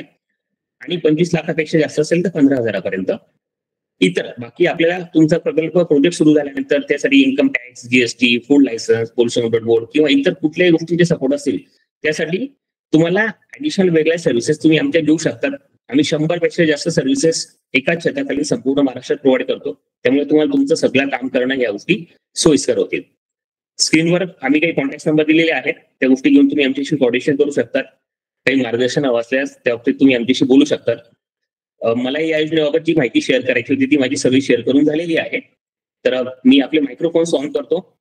जर आपले काही प्रश्न असतील तुम्ही ते प्रश्न विचारा, त्या प्रश्नाला उत्तर देण्यासाठी मी नक्कीच प्रयत्न करतो. आपले मायक्रोफोन्स ऑन केलेले आहेत. त्याच्यामध्ये प्रोजेक्ट रिपोर्ट वगैरे आपण बनवून देणार आणि फक्त आपण गाईड करणार. तुमची बँकेतले काय कम्युनिकेशन करायला पाहिजे त्याबद्दल थोडीशी माहिती मिळेल का? कारण ते प्रोजेक्ट रिपोर्टच्या वेळेस तुम्ही गाईड करतात. नाही, आम्ही प्रोजेक्ट रिपोर्टच्या बाबतीमध्ये मी बेसिकली त्याची इन्फॉर्मेशन देऊ शकतो, परंतु जनरली जेव्हा प्रपोजल येतं तेव्हा सुरुवातीला याची प्रोजेक्ट रिपोर्ट किंवा आपल्या प्रोजेक्ट कुठलाही प्रकल्प सुरू करायचा असेल त्याच्या बाबतीत एक काम करण्याची मेथड आहे. एक प्रोजेक्ट सिलेक्ट करताना सुरुवातीला मला कुठला प्रोजेक्ट टाकायचा आहे, उदाहरणादाखल आपण घेऊयात की मला बेकरीचा प्रोजेक्ट सुरू करायचा आहे. मी बेकरीच्या प्रोजेक्टमध्ये काय सुरू करणार आहे, मला कुठल्या कुठल्या वस्तू लागणार आहेत, मला याचा आधी अभ्यास करावा लागेल. आपण कोणाकडे गेल्यानंतर सर तुम्ही कोटेशन आणून द्या, तुम्हीच माहिती आणून द्या, तुम्हीच प्रोजेक्ट रिपोर्ट बनवून द्या, मला कर्ज पाहिजे, काय करायचं हा विषय क्लिअर होत नाही. म्हणजे जो ऍप्लिकंट आहे त्याला जर समजत नसेल तर त्या प्रोजेक्टचं 100% बँक त्याचं प्रकरण रिजेक्ट करेल. त्याकरता आधी आपल्याला कुठला प्रोजेक्ट टाकायचा आहे तो विषय आधी आपण ठरवायचा. त्याच्या बाबतीत व्यवस्थित माहिती गोळा करायची. त्याच्या बाबतीत लागणारे जेवढे त्याला ओव्हन लागणार असेल किंवा काही प्रोसेसिंग मशीन लागणार असेल, जे काही इक्विपमेंट लागणार असेल त्या सगळ्या गोष्टींची कोटेशन जमा करायची. आपण काही बांधकाम वगैरे करणार असू त्याचे एस्टिमेट घ्यायचं. आपली प्रोजेक्ट कॉस्ट आधी तयार करायची. ती प्रोजेक्ट कॉस्ट तयार केल्या गेल्यानंतर आपल्याला आपला स्वतःचा सोयीचा किती आहे तो आपण टाकू शकतो का, हा एक विषय चेक करायचा. दुसरी महत्वाची गोष्ट, बँकेत जाण्याच्या आधी पैसा बाजार किंवा policybazaar.com वर आपण आपला सिबिल स्कोर चेक करायचा. सिबिल स्कोर आपला जर ओके असेल, 750 पेक्षा जास्त असलं पाहिजे, कुठल्याही प्रकारचं कर्ज प्रकरण आपलं NPA नको, या गोष्टींची प्रिकॉशन घ्यायची. याच्यानंतर आपण आपल्या प्रोजेक्टच्या बाबतीमधला माल कुठे विकणार आहोत, सेल्स कुठे करणार आहोत, आपल्याला या गोष्टींची खरंच माहिती आहे का आणि याच्या बाबतीत काही अनुभव आहे का, या सगळ्या गोष्टींची माहिती घेऊन सुरुवातीला आपण बँक मॅनेजर सोबत याबाबत कम्युनिकेशन करून घ्यायचं. ज्या बँकेत कर्ज प्रकरण करायचं आहे त्यासाठी की मी असा उद्योग सुरू करू इच्छितो, मी एवढे कोटेशन जमा केलेले, सगळ्या गोष्टींची तयारी केलेली आहे, आपण मला मदत करा. जिथं आपलं आधी सेव्हिंग अकाउंट असेल त्याच बँकेत सुरुवातीला आपण हा कम्युनिकेशन झाला पाहिजे. जर बँकेने सांगितलं, आता सुरुवातीला डायरेक्ट आपल्याला कुठल्याही प्रकारचा अनुभव नाहीये आणि आपल्याकडे एक पण म्हणजे आपण ब्लँक आहोत अगदी आणि काहीच नसताना आपण डायरेक्ट 50 लाखाची फाईल केली तर कदाचित बँक ती ऍक्सेप्ट नाही करणार. तर सुरुवातीला माझं रेकमेंडेशन आहे की आपण एक छोटी फाईल करायची, त्याच्यात 15 लाख, 20 लाख, 25 लाखापर्यंत बँक मॅनेजरला रिक्वेस्ट करून की हा प्रोजेक्ट मी यशस्वीपणे चालवेल, हे आपल्या बोलण्यातून, आपल्या वागण्यातून, आपल्या कम्युनिकेशन मधून बँक मॅनेजरला ती गोष्ट जाणवली पाहिजे. आता आपल्याकडे जर कोलॅटरल नसेल तर मुद्रा योजनेची मर्यादा आता 20 लाखापर्यंत झालेली आहे. 20 लाखापर्यंत मुद्रा योजनेची क्रेडिट गॅरंटी घेता येऊ शकते किंवा सीजीटी एमएससी म्हणून योजना आहे, त्याच्यामध्ये 10 कोटीपर्यंतची कोलॅटरल सिक्युरिटी अवेलेबल आहे. केंद्र सरकारच्या अंतर्गत आपल्याकडून कर्जाची गॅरंटी घेतली जाते. तर यासाठी आपण सुरुवातीला आपला कॉन्फिडन्स की मी खरंच प्रोजेक्ट चालू शकतो, मी त्याच्या बाबतीत खरंच खूप चांगला अभ्यास केलेला आहे आणि मी कर्ज खरंच परतफेड करणार आहे, याची जाणीव जर बँक मॅनेजरला आपण करून देऊ शकलो तर आपलं कर्ज मिळण्याच्या शक्यता जास्त होतात. तुम्ही सर तुमच्या प्रश्नाचं उत्तर मिळालं? हो sir, thank you so much. Yes sir. म्हणजे तुम्ही ज्या स्टेप सांगितल्या त्या स्टेप फॉलो करणे. Yes sir. आपण सिक्युरिटी देणे त्यांना का मी घेतलेलं कर्ज 100% भरेल, माझी मानसिकता भरण्याची आहे. बरोबर. स्टेप बाय स्टेप आपण जाणं गरजेचं आहे. जी सर. तेव्हाच बँक मॅनेजर कर्ज देऊ शकतो, त्याशिवाय ते कर्ज देत नाही. आणि मुद्रा लोन मध्ये याच्यामध्ये काय डिफरन्स आहे? नाही, मुद्रा लोन मध्ये फक्त आपल्याला क्रेडिट गॅरंटी मिळते. मुद्रा लोन मध्ये अंतर्गत फक्त आपल्याला आपण जे काही कर्ज घेत आहोत त्याची जबाबदारी ही मुद्रा हे केंद्र सरकारचे एक डिपार्टमेंट आहे, ते त्याची जबाबदारी घेतं. अच्छा, ओके. जर आपण त्याच्यामध्ये मुद्रा योजनेअंतर्गत सबसिडी वगैरे नाहीये, ती सबसिडी सीएमईजीपी योजनेअंतर्गत आहे. मुद्रा आणि सीएमईजीपी आपण असं कॉम्बिनेशनने सुद्धा घेऊ शकतो, त्याला काही अडचण नाही. जी सर. माझ्या प्रश्नाचं उत्तर मिळालं. Thank you sir. अजून कोणाचे प्रश्न आहेत? सर म्हटलं देशपांडे बोलतोय. हा बोला सर. म्हटलं सर बिझनेस स्टार्ट असेल त्याला अजून प्रोग्रेस करण्यासाठी काही फंड मिळतं का सीएमईजीपी वरनं? नाही, सीएमईजीपी ही ऑलरेडी जे बेरोजगार आहेत त्यांच्यासाठी म्हणून ही स्कीम आहे. जर तुम्ही आधीपासून काही तुमचा प्रोजेक्ट आहे त्याच प्रोजेक्टमध्ये एक्सपान्शन करायचं असेल तर तो यामध्ये कन्सिडर होत नाही. तुम्ही जर एक वेगळा फ्रेश प्रोजेक्ट दाखवून जर त्याच्यामध्ये करणार असेल तर तो विषय करता येऊ शकतो. ओके, धन्यवाद. जी सर. सर ही स्कीम वर्किंग प्रोफेशनलसाठी अवेलेबल आहे का? म्हणजे सपोज मी जॉब करतो, त्यासाठी असेल का अवेलेबल? नाही, तुम्ही जॉब करत असाल आणि स्वतःचा उद्योग व्यवसाय तुम्हाला सुरू करायचा असेल तर डेफिनेटली तुमच्यासाठी स्कीम अवेलेबल आहे सर. ओके. जी सर. Layer farming. बोला बोला सर. सर आपला लेअर फार्मिंग साठीचा प्रोजेक्ट सुरू करायचा विचार होता. जी सर. त्यासाठीचा प्रोजेक्ट रिपोर्ट आणि त्यानंतर शेडचं स्ट्रक्चर वगैरे त्याचं आपल्याकडून सपोर्ट भेटेल का? हो, आम्ही त्याच्यावरती तुम्हाला काय असलं पाहिजे साधारण त्याची टेंटेटिव्ह माहिती देऊ. परंतु ते शेड आता जसं तुम्ही त्या प्रॉपर तुमच्या लोकल लेवलला कोणी इंजिनियर असेल तुम्हाला हा विषयाच्या बाबतीत पण प्रोजेक्टच्या बाबतीमध्ये आमच्याकडे आधी बरेच प्रोजेक्ट रिपोर्ट आहेत, मी तुम्हाला माहिती देऊन देईल, तुम्ही ते करून कराल वरती. या गोष्टीला अर्थ नाहीये. माझं वैयक्तिक रेकमेंडेशन आहे किंवा जर तो प्रोजेक्ट खरंच चालवायचा आहे तर तुम्ही अशा पद्धतीने आधी जे काही प्रोजेक्ट सुरू झालेले आहेत ना त्या ठिकाणी भेटी द्या. त्यांचे प्रोजेक्ट बघा, त्यांनी शेड कशा पद्धतीने बांधलेले आहे, किती बाय कितीचं बांधकाम केलेलं आहे, त्याच्यामध्ये कुठल्या कुठल्या गोष्टीची त्यांनी काळजी घेतलेली आहे, याच्यानुसार तुम्ही तुमचा स्वतःचा खाका तयार करा. तुमच्या लोकल लेवलच्या इंजिनियर कडून त्याचा एस्टिमेट बनवून घ्या. ओके.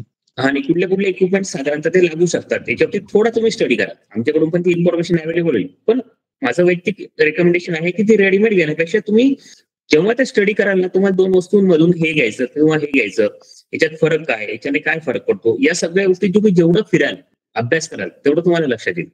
सर तसं फिरून झालं होतं, प्रोजेक्ट वगैरे पाहणं झालं माझे, म्हणजे जवळपास जालन्याचं स्पॉट पाहिलेत 2-3 ठिकाणचं, त्यानंतर इकडे बुलढाणा साईडलाही पाहिलेत.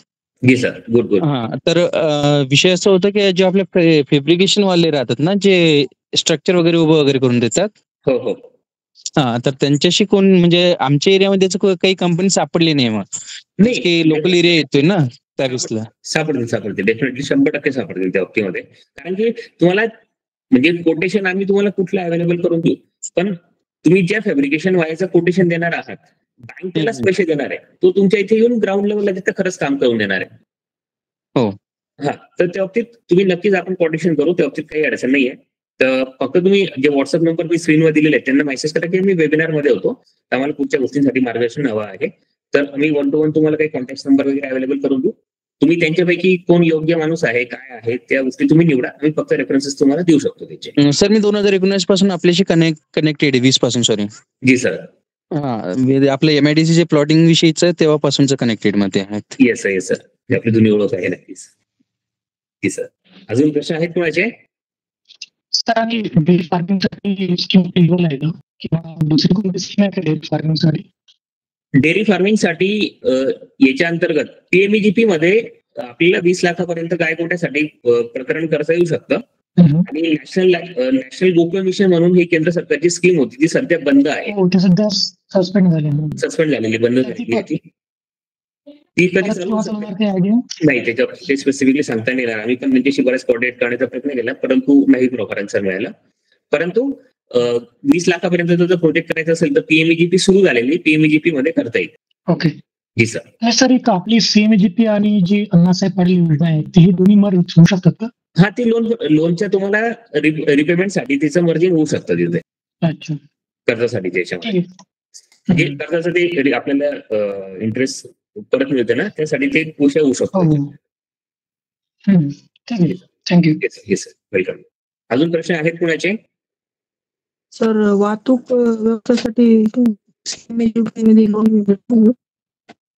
सर आता बघा, यांनी जे क्रायटेरिया दिलेले आहेत मी तुम्हाला परत एकदा ते दाखवतो स्क्रीन ती. यामध्ये ई वाहतूक, ई ट्रान्सपोर्टेशन हा विषय त्यांनी कन्सिडर केलेला आहे. यामध्ये ई वाहतूक, माल वाहतूक सर, माल वाहतूक याच्यामध्ये कन्सिडर नाहीये. माल वाहतुकीसाठी आपण छोटा हाती किंवा आपल्याला सगळी टेम्पो वगैरे घ्यायचं असेल तर तो याच्या अंतर्गत कन्सिडर नाहीये. त्याच्या अंतर्गत आपल्याला प्रवासी वाहतुकी करता बोट असेल तर बोट कन्सिडर आहे.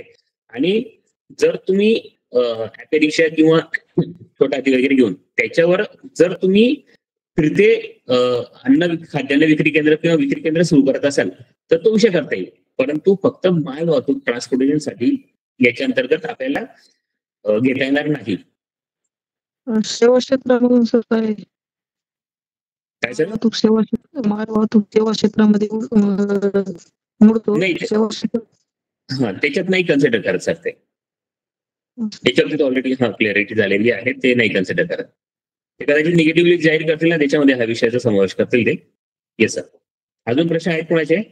तर या व्यतिरिक्त आपल्या काही सर्व्हिसेस आहे, 100 पेक्षा जास्त सर्व्हिसेस म्हणले, त्या सर्व्हिसेस कळतील का कुठल्या कुठे आहेत? Yes sir. आता यामध्ये आम्ही आता तुमचे बिझनेस रजिस्ट्रेशन या प्रकारामध्ये private limited company, form producer company, 1% company, section 8 company, public company, partnership, OPC, ROFचं रजिस्ट्रेशन आणि प्रोप्रायटरशिप या सगळ्या प्रकारच्या रजिस्ट्रेशन सर्व्हिसेस प्रोव्हाइड करतो.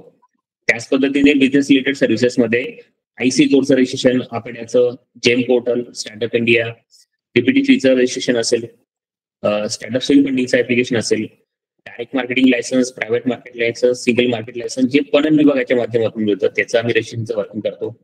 टॅक्सेशन मध्ये GST, त्याच पद्धतीने त्याचं रिलेटेड कन्सल्टेशन, त्याचे कंप्लायन्सेस करणं, income tax return consultation, trace return, corporation tax returns यासाठी सर्व्हिसेस आम्ही प्रोव्हाइड करतो. अकाउंटिंग मध्ये सगळ्या प्रकारच्या अकाउंटिंगसाठी आम्ही मदत करतो. तसेच सेक्शन 8 कंपनी काही NGOs आहेत त्याचं रजिस्ट्रेशन, 12A, ATGचं रजिस्ट्रेशन, CSR1, FCRAचं रजिस्ट्रेशन, नीती आयोग, अनुदान आणि त्या रिलेटेड अकाउंटिंग सर्व्हिसेस आम्ही प्रोव्हाइड करतो. कंपनी ऍक्टनुसार अॅन्युअल फायलिंग, डायरेक्टर्स कमी जास्त करणे किंवा त्या रिलेटेड कुठल्याही प्रकारचे कंप्लायन्सेस असतील कंपनी ऍक्ट रिलेटेड तेही आम्ही करतो. लेबर लॉ मध्ये PF रजिस्ट्रेशन, त्याचे compliances, labour laws, labour contract licence, principal employer licence किंवा DOCW रजिस्ट्रेशन, त्याचे कंप्लायन्सेस या सगळ्या गोष्टी पूर्ण करतो. सबसिडीज मध्ये सगळ्या प्रकारच्या subsidies PMEGP, CMEGP, PoCRA, agriculture डिपार्टमेंटच्या, नाबार्ड, NLM, ऍग्रीबिझनेस सबसिडी या रिलेटेड आम्ही सर्व्हिसेस प्रोव्हाइड करतो. इंडस्ट्रियल सेफ्टी मध्ये फॅक्टरी लायसन्सचं पॅन अप्रुव्हल, त्याचे रजिस्ट्रेशन, त्याचे कंप्लायन्सेस, बॉयलर ऍक्टनुसारचे compliances, project report, CMA data, MIDCचं ऍप्लिकेशन करणं किंवा त्याच्या रिलेटेड काही गोष्टींचे बदल करायचे असतील तर त्या गोष्टी संदर्भात सर्व्हिसेस प्रोव्हाइड करतो. फायर डिपार्टमेंटच्या NOCs वगैरे अप्रुव्हलसाठी आम्ही मदत करतो. Pollution control board related consent to establish operate आणि त्या रिलेटेड अजून काही कंप्लायन्सेस रजिस्ट्रेशन आहेत त्याही गोष्टी आम्ही करतो.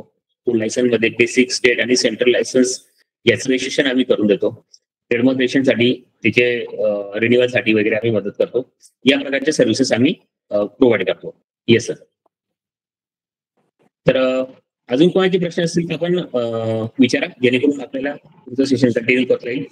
आणि मुरगासचा प्रोजेक्ट करू शकतो का आपण याच्यामध्ये? मुरगासचा प्रोजेक्ट या अंतर्गत करू शकतो, पण याच्यापेक्षा माझं रेकमेंडेशन असेल की तुम्ही नॅशनल लाईव्हस्टॉक मिशन या योजनेअंतर्गत करा. तिथे 50% सबसिडी मिळते आपल्याला. अच्छा. हा, तिकडे नॅशनल लाईव्हस्टॉक मिशन अंतर्गत आपल्याला मुरगासाठी 50% सबसिडी मिळते. अच्छा अच्छा.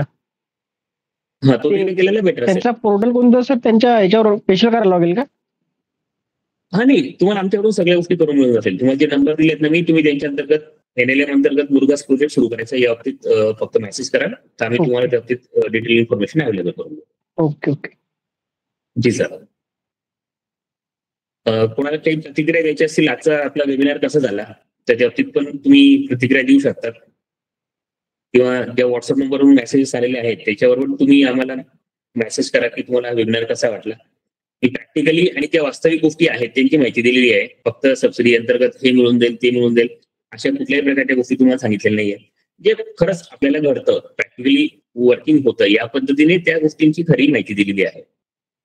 त्यामुळे काही फीडबॅक असतील आपण द्यावेत, आणि काही प्रश्न असतील तेही विचारावेत.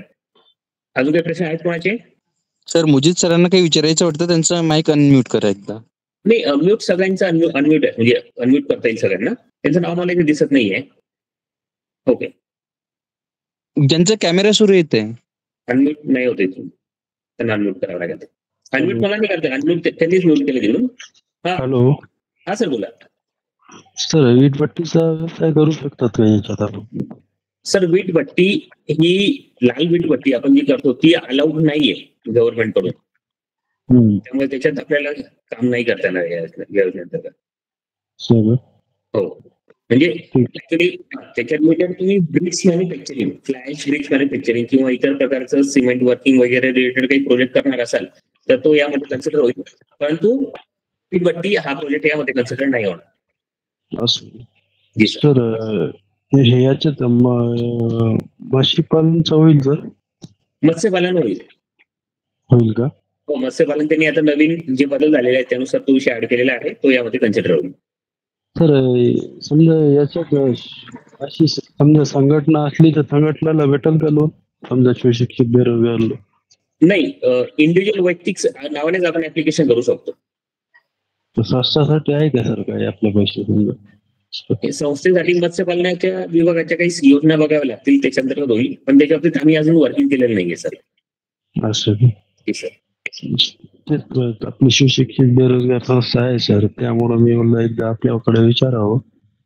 नाही सर, त्याच्या बाबतीत मत्स्यपालन विभागाच्या काही योजना बघाव्या लागतील, त्याच्या अंतर्गत मिळू शकतं, परंतु त्या बाबतीत आम्ही अजून वर्किंग केलेलं नाही. कारण की मोस्टली काय की आपल्याकडे त्या भागात एवढं काम नाही चालत त्या विषयाच्या बाबतीत, त्यामुळे आम्ही त्या विषयाकडे लक्ष दिलं नाही असं.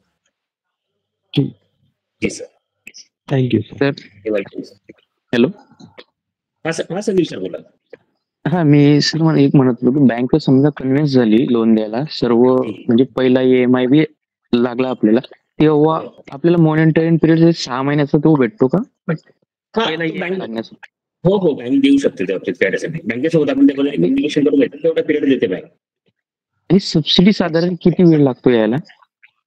एक 3-4 महिने 6 महिन्याच्या अंतर्गत ती जमा होते, आणि ती सबसिडी बँकेकडे जमा होते. ते त्याची वेगळी आपल्या नावाने FD करून ठेवतात. ती 3 वर्षानंतर, लोन डिस्बर्समेंटच्या 3 वर्षानंतर आपल्याला लोन मध्ये मर्ज होते. मग आपला EMI कमी होऊन जातो कसं? हा, म्हणजे काय होतं, नाही EMI तेवढाच असतो. आता समजून घ्या, 5 लाखाची प्रोजेक्ट कॉस्ट आहे आपली, आणि त्याच्यावर समजून घ्या उदाहरणार्थ 12.5 लाख रुपये तुमचा सबसिडी मंजूर झालेली. बँकेकडे 12.5 लाख रुपये ज्या दिवशी जमा झाले त्या दिवसानंतर त्या 12.5 लाख रुपयावर बँक तुमच्याकडे व्याज आकारणार नाही, आणि तेवढी रक्कम त्यांच्याकडे मिळून गेलेली आहे. EMI तुमचं तेवढंच राहील, रिपेमेंट तुम्हाला तेवढंच करायचं आहे, आणि शेवटी 3 वर्षानंतर तुम्हाला ती सबसिडीची रक्कम तुमच्या लोन मध्ये ऍडजस्टमेंट केल्यानंतर जेवढी रक्कम उरलेली असेल तेवढीच तुम्हाला रिपेमेंट करावी लागेल. तेवढ्या रकमेवर आपल्याला व्याज नाही द्यावं लागेल सबसिडीच्या रकमेवर, नंतर बँकेकडे मिळाल्यानंतर. अजून प्रश्न आहेत कोणाचे? सर, याचा EMI लगेच स्टार्ट होतो का? नाही, एक 6 महिन्याचा बँक मॉनिटरिंग पिरियड देऊ शकते आपल्याला, त्याला काही अडचण नाही. आणि रिपेमेंट कालावधी किती भेटू शकतो, जास्तीत जास्त कमीत कमी असं काय आहे का? 5 वर्षापर्यंत मिळू शकतो आपल्याला. ठीक. जी सर. सर बऱ्याच वेळेस नॅशनलाइज बँका परेशान करतात पहा, स्पेशली SBI. नाही सर, विषय काय बँक म्हणजे एक गोष्टीची क्लॅरिटी करतो की बँकेचा व्यवसाय हा कर्ज देणं हा आहे. बँकेमध्ये जर मी एफडी ठेवली तर बँक मला व्याज देते, म्हणजे मी बँकेत एफडी ठेवली तर बँकेसाठी तो खर्च आहे. परंतु बँकेतून मी कर्ज घेतलं तर मी बँकेला इन्कम देतो. त्यामुळे बँकेला चांगले ग्राहक अपेक्षित असतात. जर आपल्या कुठल्याही प्रकारची पहिली पार्श्वभूमी नाहीये, आपल्या कुठल्याही प्रकारचा ट्रॅक रेकॉर्ड नाहीये, आपण आतापर्यंत एकदम फ्रेशर आहोत आणि आपण डायरेक्ट मोठ्या रकमेसाठी मागणी करण्याकरता गेलो तर नक्कीच आपल्याला त्यासाठी एफर्ट्स घ्यावे लागतील. 2 नाही 10 नाही 50 वेळा बँकेत चक्रा माराव्या लागतील. त्यांची वेळ घेऊन प्रॉपरली त्यांचा मूड सांभाळून ते व्यवस्थित असतील त्यावेळेस त्यांच्यासोबत बोलून रिक्वेस्ट करून टप्प्याटप्प्याने किंवा कोलॅटरल आम्ही त्यांना द्यायला तयार आहोत, तुम्ही प्लीज पॉझिटिव्हली बघा, अशा पद्धतीने बोलून या गोष्टींसाठी वारंवार प्रयत्न करावे लागतील. तेव्हा कुठे तो विषय होऊ शकतो. कारण की त्यांच्याकडे जर तुम्ही कोणत्याही बँकेत गेले त्यांच्याकडे गर्दी एवढी असते, ते स्वतः परेशान असतात, त्याच्यानंतर ते आपल्याला सपोर्ट करतील ही अपेक्षा म्हणजे ते पूर्ण नाही करू शकत. त्याच्यामुळे एकदा की तुमचे बँकेत व्यवहार सुरू झालेत ना तर बँक तुम्हाला नेक्स्ट प्रपोजल साठी स्वतःहून रिक्वेस्ट करेल. मी उदाहरण सांगतो. आता आमचे काही क्लायंट्स आहेत, त्यांना कॉन्ट्रॅक्टर इलेक्ट्रिक कॉन्ट्रॅक्टर रिलेटेड ते काम करत होते.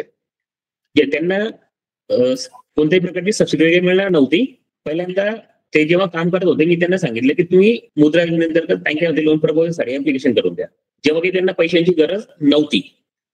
पहिल्यांदा बँकेने जेव्हा मुद्रा लोनसाठी अर्ज केला तेव्हा बँकेने फक्त त्यांना 50,000 रुपयाचं लोन दिलं, फक्त 50,000 रुपयाचं, जे त्यांना कुठेही कामात येत नव्हतं. तरी त्यांनी पैसे घेतले, प्रॉपर रिपेमेंट केलं. 1.5 वर्षानंतर बँकेने स्वतःहून त्याची मर्यादा त्यांनी 2 लाख रुपये करून दिली. त्यांना बोलून घेतले, तुमचे व्यवहार चांगले आहेत, ट्रॅक रेकॉर्ड चांगले, सगळ्या गोष्टी चांगल्या आहेत, 2 लाख रुपये करून दिली. आणि रिसेंटली मागच्या महिन्यात आम्ही आता त्यांचं प्रपोजल केलं 40 लाख रुपयाच्या CC साठीचं. हा विषय टप्प्याटप्प्याने वाढत गेला. पहिल्यांदा आपण फ्रेशर असू त्यावेळेस आपल्याला या अडचणी येणारच आहेत. आपण त्यासाठी फिरण्याची, बँकेत जाऊन चक्रा मारण्याची, दुसऱ्या तिसऱ्या चौथ्या 5व्या बँकेत जाण्याची तयारी आपण ठेवलीच पाहिजे. आपले कागदपत्र जेवढे चांगले असतील आपण व्यवस्थित फाईल घेऊन जाऊ आणि आपण जो उद्योग व्यवसाय करणार आहोत त्याच्यावरती जेवढी चांगली माहिती आणि तयारी करून जाऊ तेवढं आपलं कर्ज मिळण्याचं काम सोपं होऊ शकतं. पण हलवतीलच, त्याची तयारी असली पाहिजे. सर सेम केस सरांची तुम्ही जो एक्झाम्पल दिलं त्या टाइपला सेम माझ्यासोबत झालं. मला विकीजी पिन स्वतः बोलून लोन वगैरे दिलं. पहिलं 40,000चं केलं, तर नंतर मग 2 लाखाचं प्रपोजल केलं होतं मुद्रातून. बरोबर. नाही या पद्धतीने होतं. 20 लाखाची मर्यादा मुद्राची होऊन गेलेली आहे. पहिल्याच दिवशी होणार नाही, वेळ लागेल, पण होईल त्या गोष्टी. प्रायव्हेट बँका ज्या त्यांच्या लिस्टमध्ये समाविष्ट आहेत त्याच्यामध्ये आता त्यांनी यावेळेस येऊ स्मॉल फायनान्स बँक त्यांनी कन्सिडर केलेली आहे, HDFC बँक आहे, एक्सिस बँक आहे, कोटक महिंद्रा बँक नाही करत अशा प्रकारचे जनरली प्रपोजल. आणि बाकीच्या काही सहकारी बँका वगैरे पण आहेत, त्यांचा सगळ्यांचा समावेश आहे याच्यामध्ये. सर या बँकांची लिस्ट भेटेल का आपल्याला? बँकेची लिस्ट CBGPच्या पोर्टलवर अवेलेबल आहे. जनरली सगळ्याच बँका आहेत. Okay sir. हो, फक्त ज्या प्रायव्हेट बँक्स आहेत ना ते जनरली अवॉइड करतात फ्रेशर्स लोन द्यायला. कोऑपरेटिव्ह बँकिंग वगैरे जसं की कोऑपरेटिव्ह बँक जसं जळगाव सहकारी बँक आहे, शामराव विठ्ठल कोऑपरेटिव्ह बँक आहे, या बँका करू शकतात. म्हणजे तो सर्वस्वी बँकेचा निर्णय आहे. बँकेने कर्ज द्यावं का न द्यावं. अजून प्रश्न आहेत कोणाचे काही? आय थिंक सगळ्यांच्या प्रश्नांना उत्तर मिळाले आहेत. कोणाचे प्रश्न नाही आहेत. कोणाला काही फीडबॅक द्यायचा असेल वेबिनार कसा वाटला तर कृपया फीडबॅक द्यावा, नाहीतर आपण कन्क्लूड करूयात. फार खूप चांगली माहिती भेटली सर. सर्व माहिती समजणारी होती. सर जी माहिती भेटली, बरेचसे चुकीचे मेसेज येत होते का जिल्हा आपलं CMEच्या अंतर्गत बँक लोन नाही देत, गॅरंटी देत घेतात सगळं. आता क्लिअर मेसेज समजला की लोन देणारी बँक आहे, सबसिडी देणारी PMEGP आहे. बरोबर. Yes sir. तुमची क्लिअर झाल्या, डॉक्युमेंटची माहिती झाली आणि काय काय प्रोसेस आहे ते सगळ्यात महत्वाची, कारण त्या गोष्टीचा अवेअरनेस नव्हता. Yes sir. Thank you very much sir. Thank you so much, खूप छान माहिती दिल्याबद्दल. Thank you very much sir. जी सर, चालेल. आपण या बेसिसवर आपण आपला वेबिनार आजचा कन्क्लूड करूया. आपण सगळेजण या शॉर्ट पिरियडमध्ये वेबिनारसाठी सहभागी झालात त्यासाठी सगळ्यांचे थँक्यू व्हेरी मच. आपल्या सोल्युशन्स प्रायव्हेट लिमिटेडच्या वतीने मी आपल्या सगळ्यांचे आभार मानतो. खूप खूप धन्यवाद. Thank you sir. Welcome sir.